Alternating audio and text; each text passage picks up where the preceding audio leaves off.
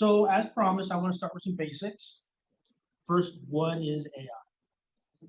Basic models of AI that we're used to using are called large language models, right?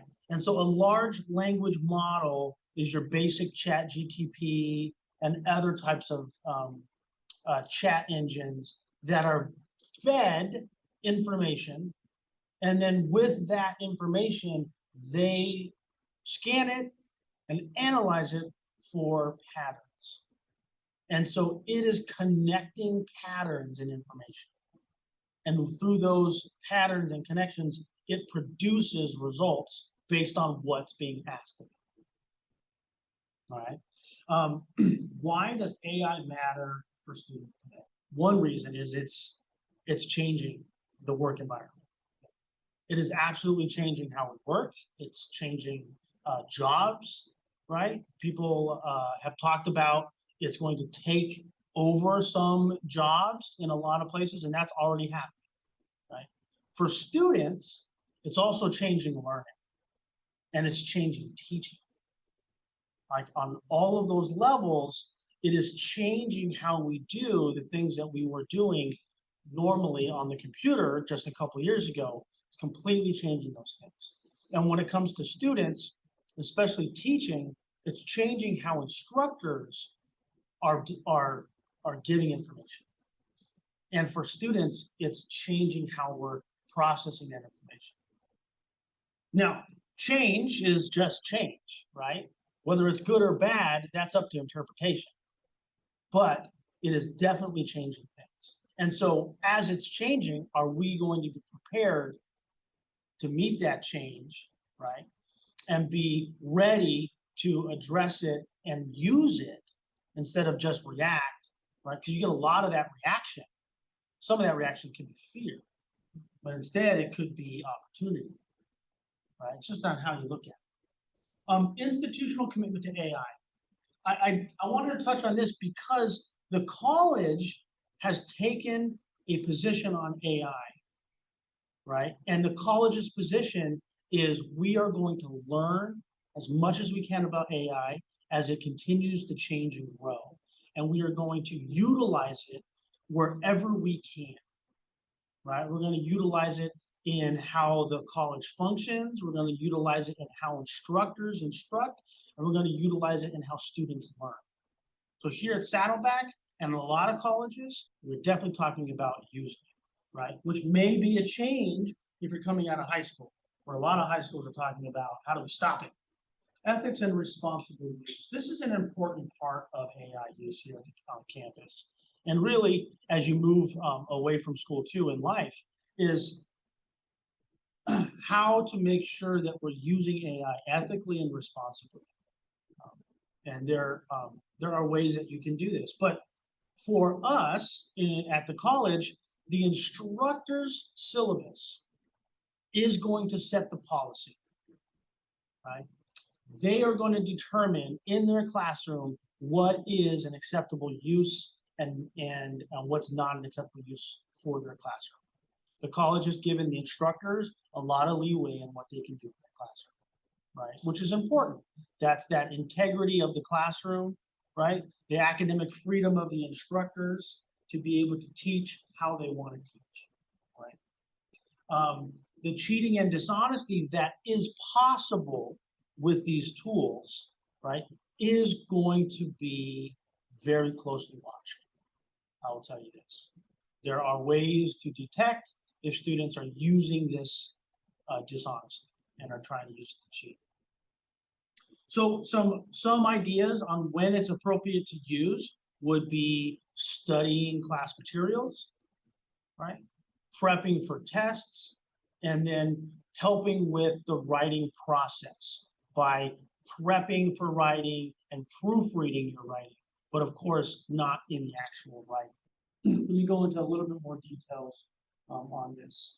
So like I mentioned earlier, AI policy is going to be set by the instructor, and that's going to be on the syllabus, right? So the college, I said, is taking a very wide policy on AI use in the classroom.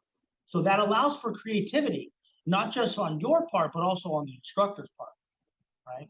So within that class, you will see an AI statement on the syllabus this semester. I can almost guarantee it. And that policy is what is going to determine your AI use for that class. Okay? Because if it's outside of that policy that the instructor wants, then you could be subject to a code of conduct violation. So instructors will set the parameters, they'll set the expectations. And they may even set up specific exercises to help with the use of AI or encouraging AI use, right? Because for a lot of us, we're learning how to use this too. If you're using AI and what you're doing with it feels wrong, then it probably is wrong. Are you looking up answers for tests and then using that on a test? That's probably a wrong way of using it, and it's not the intention of what we want you to use it for. If there is a student code of conduct violation, it is spelled out in your student handbook on pages 50 and 51, right? That the academic dishonesty, falsification, plagiarism, cheating, those have consequences, right? And the consequences can be removal from class by the instructor, and then a report to the dean of counseling where a investigation will take place and determine on what level disciplinary action will be taken, right? And it could be a range of things. But if the instructor says they were cheating, this is a code of conduct violation, I'm sending you, reporting this, then that's now out of your hands and you've got to address the situation. So I hope none of us come to that situation, right? Because once again, if it feels wrong, it probably is wrong. I'm going to describe a few of our core AI tools that are available for students. But let's talk about first ChatGPT, probably the most familiar out of all the chatbots, right? Because it was first. And it continues to evolve and change and offer some really wonderful tools. And it's being integrated into a lot of our devices now, right? But ChatGPT is that large language model. So it's trained on these large amounts of information, mostly from the internet, but also including books and other sources like videos, right? Papers, articles, anything that could be online has been fed into ChatGPT. It does analyze that and then give you these results based on what it knows. But that's the key though, what it knows. If the information that's being given to it, it only up to a certain date. Literally, they're not feeding it like constantly. It's up to a certain date. So there actually can be some missing information.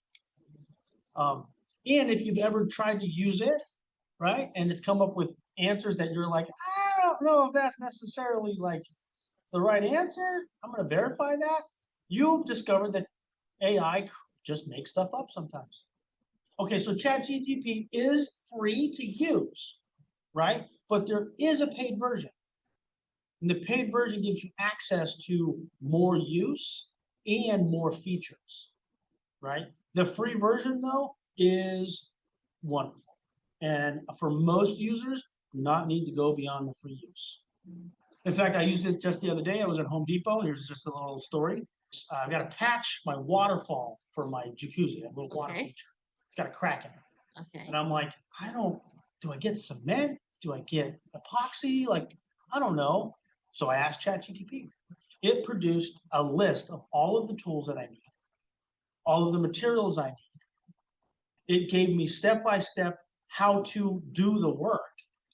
It even gave me the SKU number for the product that I'm looking for, how much it was going to cost, added that up, and then said, basically, if you want to do this in a day, here's when you should start, and here's how long it's going to take. And it gave me a timetable on how long it was going to take. Okay, so Google Gemini. Google Gemini is another LLM, right? Large language model.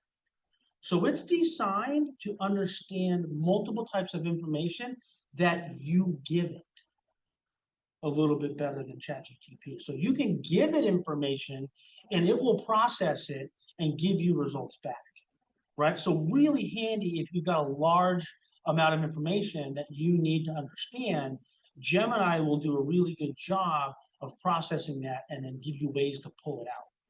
Is free to students for the next year if you signed up for a paid account. As a student, you can sign up for a paid version of it, and they'll give it to you for free. After Google Gemini, we have Notebook LM. And now this is Google's product. So that's Google's AI-powered research and note-taking tool. And it's specifically designed for students trying to learn subjects or people trying to learn subjects, right? It's great for research, and it's great for producing really good notes and summaries in a lot of different formats. The next AI tool is called CoPilot.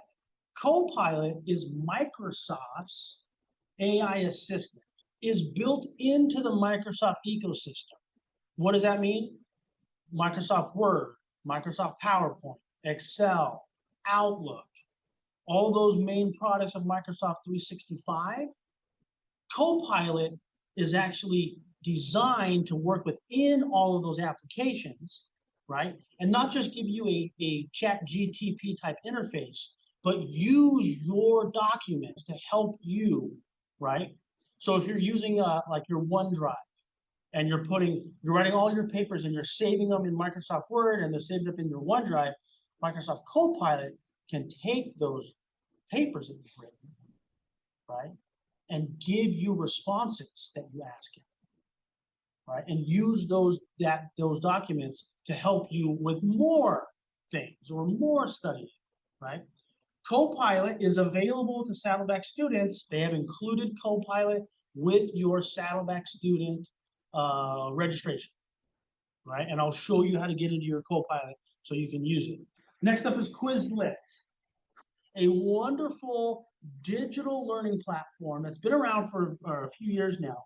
It was originally designed to make flashcards. And Quizlet produces these really wonderful flashcards that you can create. They're called flash decks.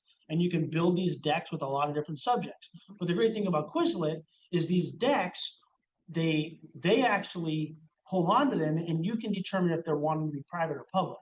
So let's say you make a deck for your history class, and you put all your history terminologies and dates and all that stuff. And you know what? This is really good. I want to share this with the world. So Quizlet then shares it, right? And so that you as a user can come in and search for history, and boom, you can find all these open decks of other people that have created them. And then the AI comes in and starts utilizing all that information and builds other study tools as well. So it's a really powerful tool. It's easy to use. It covers a lot of different learning styles from visual and audio and text-based, right? And the great thing about it is it's open source, right? So we're gathering information from all these different people around the world. Otter.ai. So it records audio, and what it does then is it produces a real-time transcription of that recording. So it's recording it, but it's also showing me the text. And it uses AI to display that text pretty quickly, right? Then it has all the text from the conversation or class, and it starts to analyze that using AI, and it produces a summary and an outline. So really wonderful to have an hour-and-a-half lecture summarized down to 1 or 2 paragraphs with bulleted outline that follow along with the topic. And that outline can be copied as text. It can also be used to jump into the recording and listen back to that moment. So you want to hear more about bullet number 2, click it, it jumps into the recording and it plays it back. So Otter produces the ability to create better notes using the AI and using the recording.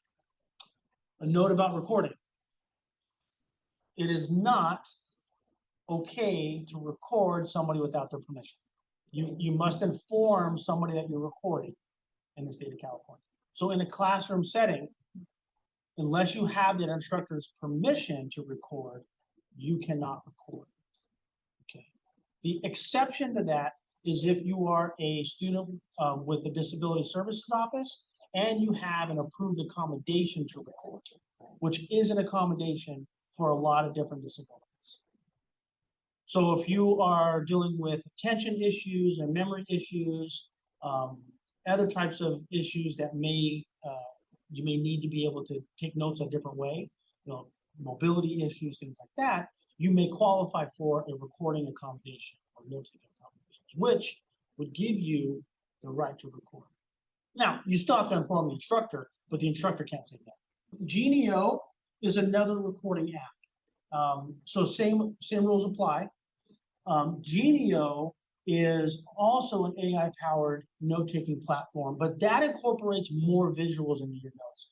It records, allows you to bring in slideshows, allows you to take notes in the recording, and what you get at the end is more of you in the recording than, let's say, what Otter is doing. Otter is just basically recording and AI. Genio is recording plus you, and then it uses AI to actually help study that material as well. Produce a quiz, terminologies, things like that. I wanted to cover prompts, right? And it's called prompt engineering, which sounds real fancy, right? Prompt engineering. What is prompt engineering? Prompt engineering is basically asking GTP questions. It's asking AI the questions, right? However, there are specific things that you can do with your prompts to get better responses. And when you learn these things, and it's not hard, but when you learn these things, your responses from the AI get better and better. My experience in Home Depot, right? I started with one question, and then I changed my prompt. And I changed it again. My prompts changed, and what was produced was a better result. Okay, so first, these are the 5, not rules, but 5 areas to consider for prompt engineering, right? So you're gonna become engineers today. Love it. Number 1, be clear and specific, right? Be clear and specific. Use direct language and avoid vagueness. The one thing about AI is you're not gonna offend it. So you can tell it exactly what you want, right? Don't have to beat around the bush and try to be nice, right? So here's an example, right? Summarize the causes of World War I in 3 bullet points. I want it concise, I want it clear, I want it only 3, right? So you're being very clear what I want and how I want it. Second would be add context. This is interesting. So you can give your AI goals, right? You can give it expectations on what you want to receive. Like in that last example, I wanted it in 3 bullet points. What if I wanted it in a paragraph, right? You can give it these clear goals as well as a background, right?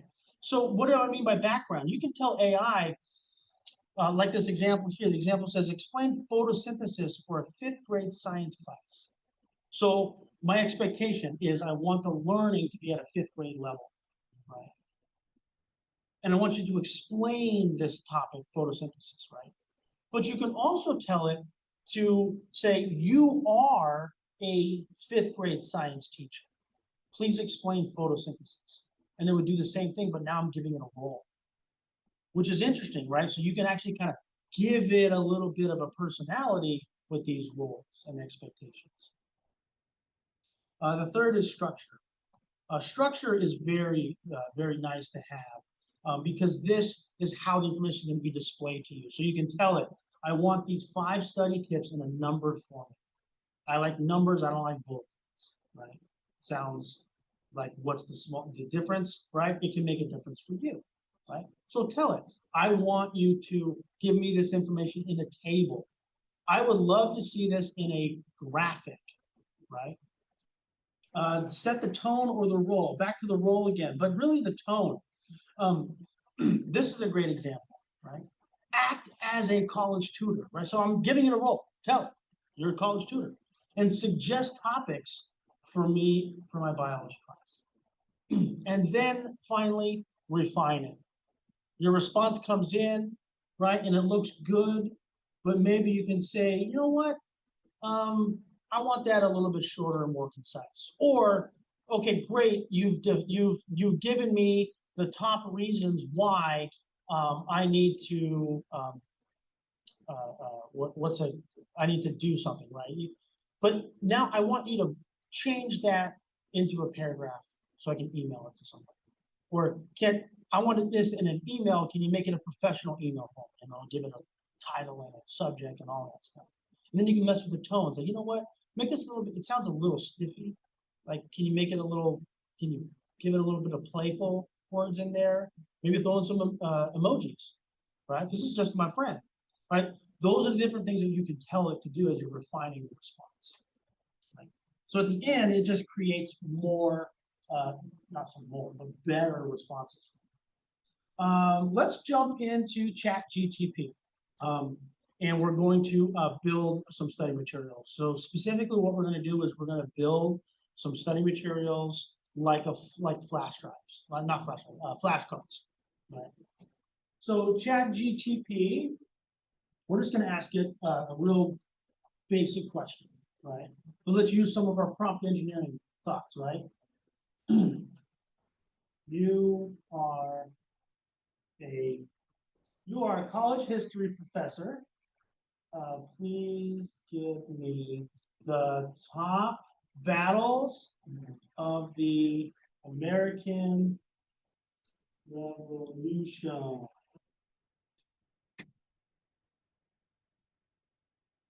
So there we go, absolutely. Top battles of the American Revolution. So it's giving me some information. Right? I didn't ask it to tell me where it was at. I didn't ask it to say, why does it matter? Right? But it's pulling this information out from its data. That was Bunker Hill. And I can tell here it's also giving them to be in chronological order, which is interesting. And what's this list looking like? It decided that 10. All right. So with that information, what can I do with it now? Well, I can copy it straight up over into a document that I can use, right? Like my Microsoft document, things like that. But let's see if we can get a little bit more information about these matters. Let's ask it to refine this a little bit, and let's just focus in on the top 5. We can be nice to it. Okay, that looks good. Can you narrow it down to the critical battles and the outcomes of each? Oh, we can give it a medal. I love it. A little medal. Battle of Lexington and Concord, why it was critical. So now it's giving me what I'm looking for. Good. And it's stopping at just 5. Excellent.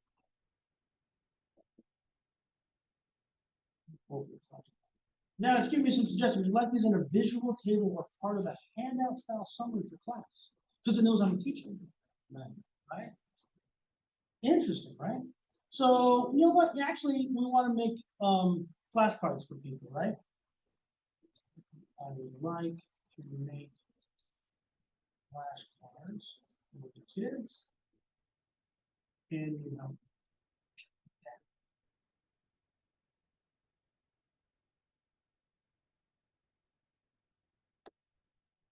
So it gives me good direction. What to put on the front, what to put on the back. So with that, I can copy that over to a document and then produce my flashcard. So this isn't going to make cards, right? But it gives me the directions, right? And if I didn't know how to do it, what if I say,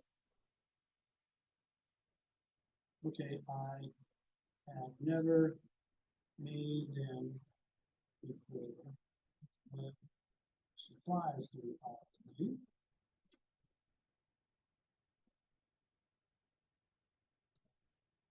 So there we go. I can get some 3x5 inch index cards. I need some pens and markers.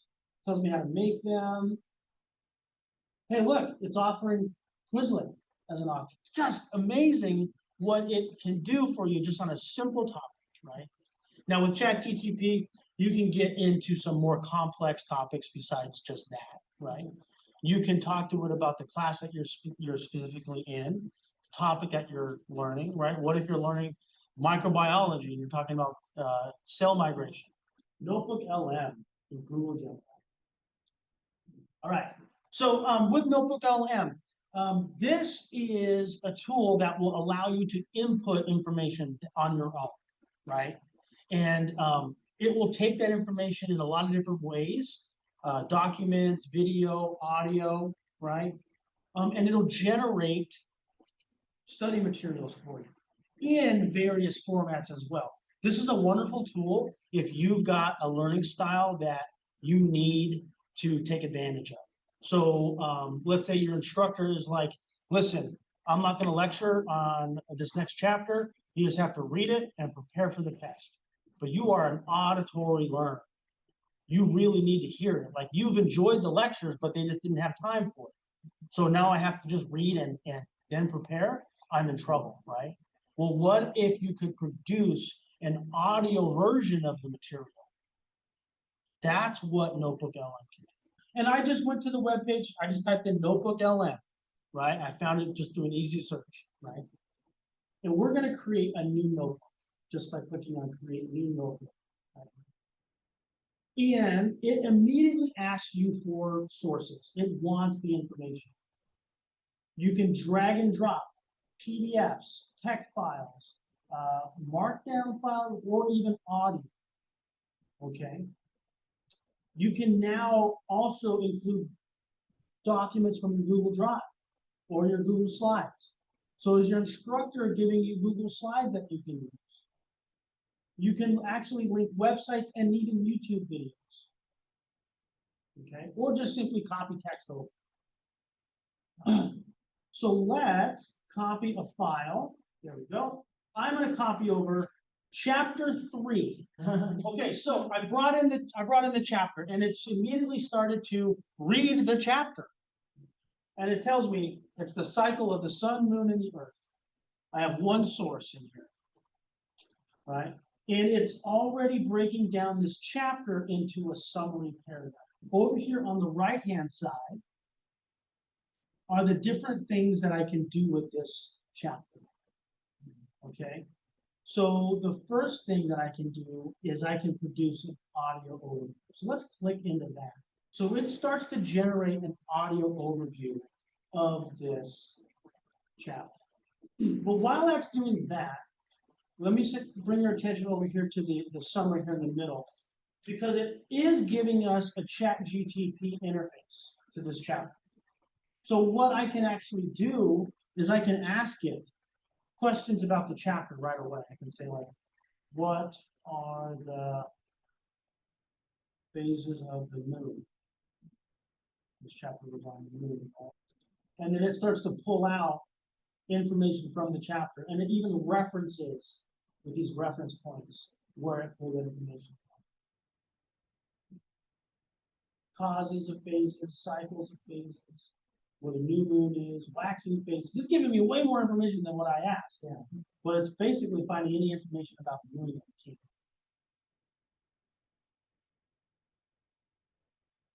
Reports. So this will actually give me these 4 different types of reports from this document, from the sources. The first one is a briefing document, second study guide, FAQ page, which are frequently asked questions, or a timeline. Let's click on study guide and have it generate that as well. My outline is done. So here's the study guide that was produced. So this is a bullet pointed outline of the chapter. Now, getting back to what we initially talked about in the beginning, right? We're using this to help us study. We had a chapter to read, but this can help me understand the information in a different way, right? Reading it out of that chapter, I have a hard time staying focused in that chapter. There's a lot of distractions going on. But when I see it broken down into bullet points and nice definitions, right, I can easily comprehend that information and stay more focused on it. So it's the same information. It's not making anything up. It's just giving me a different way to look at it. Let's go ahead. I did just create a mind map so we can kind of see what that looks like. Mind maps are a different way of visualizing the information. So here we've got the main topic of the chapter, and then the 5 sections. So we can click into the second section, cycle of the sun. And it brings us to more of a mind map, breaking it out, but then also takes that in as if it was a question being asked to the chat. And it defines it all out in the chat. So every time I click into my mind map and I want more information, it produces that in the chat so I can read more about it.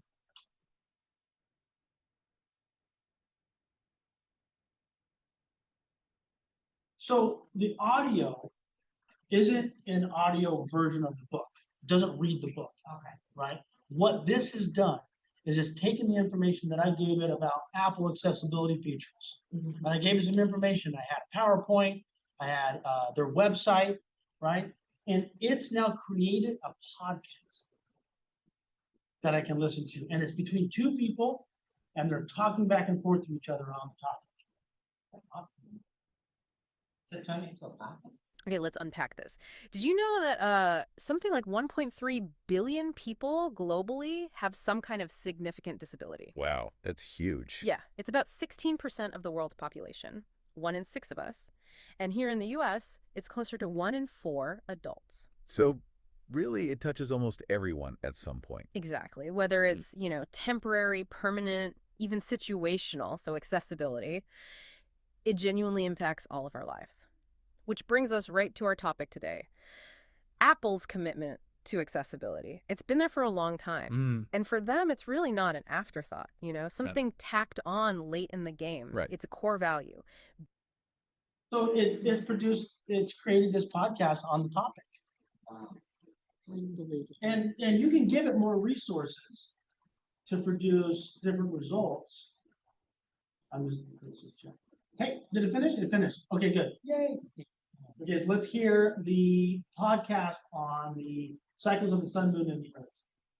Have you ever, it's wild to think that for much of human history, people didn't even realize Earth was a moving planet. That's precisely where the real intrigue lies. Yeah. I mean, fully understanding the elegance and drama of these cycles truly requires knowing that Earth itself is a moving planet, constantly in motion. Get ready for some serious aha moments as we connect those dots. I'm ready. And you, our listener, will walk away with hopefully a shortcut to being well-informed about core astronomical phenomena. We're talking about demystifying questions like, what really causes the seasons? How do grand astronomical cycles affect Earth's climate over millennia? Why does the moon go through all those different phases? And of course, what's behind those breathtaking lunar and solar eclipses? Natural sounding, conversational, right? Covering the topic. You can download it, you can share it. Can't see a number on it, but it's probably close to, usually they're about 10 to 15 minutes long. That's good. Yeah, put that on your phone, get on your treadmill, boom, work out and study. So CoPilot and Microsoft 365, right?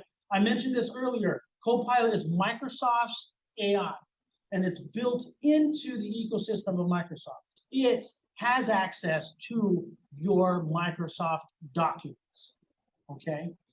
And as a Saddleback student, you are given a CoPilot version, okay? And you are also given a Microsoft 365 subscription. Did you know that? So you can use Microsoft 365 and OneDrive to do all of your word processing, your PowerPoints, right? And it's all saved up into the cloud, and so you'll never lose anything. It's easy to get to from any computer. You do not have to be on campus to use it. You can use it on any computer, okay? And I'm going to show you how to do that right now. On our home page, this little link in the top that says logins. Yeah. Logins will take you directly into this web page called apps.saddleback. So if you notice up here on the top, it says apps, apps.saddleback.edu. I am logged in with, you will have to log in with your account. Yeah. So I put my student account, and you've seen this, right? Yeah. Yeah. Okay. I never noticed that that. Yeah. So if you've seen this, you know you can get into your email here, right? You can also get into your My Site. You also have access to Office 365. Okay. You also have access to Google too. So if you're a Google person and you like to use Google, you got access to Google Drive, right? So you can use Google Docs, Google Slides, all of that as well. Okay, but let's go into Office 365. And when we click into it, now the first place it goes to is CoPilot.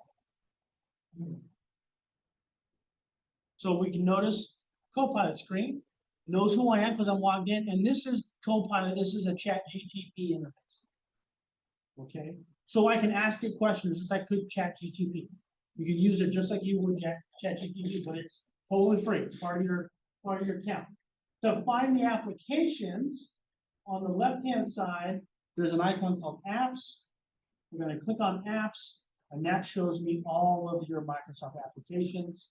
And then to open up Microsoft Word, we just click on Word, and it opens in the browser. So I don't have to download it. I don't have to install it. It's just running through the browser.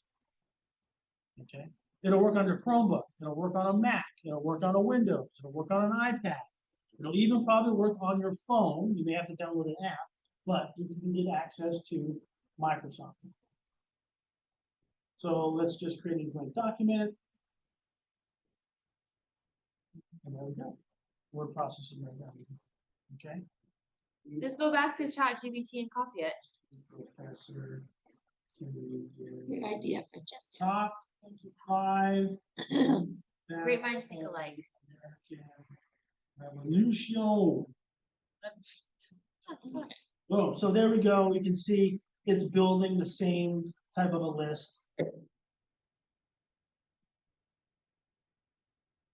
Let's do the same thing. Can you make flashcards with these? Because that's what I wanted to see. Because it's part of Microsoft, it didn't just give me a list of flashcards. What did it do? It gave me a PDF. Right? And so here, it just made it for me. PDF, I can download it.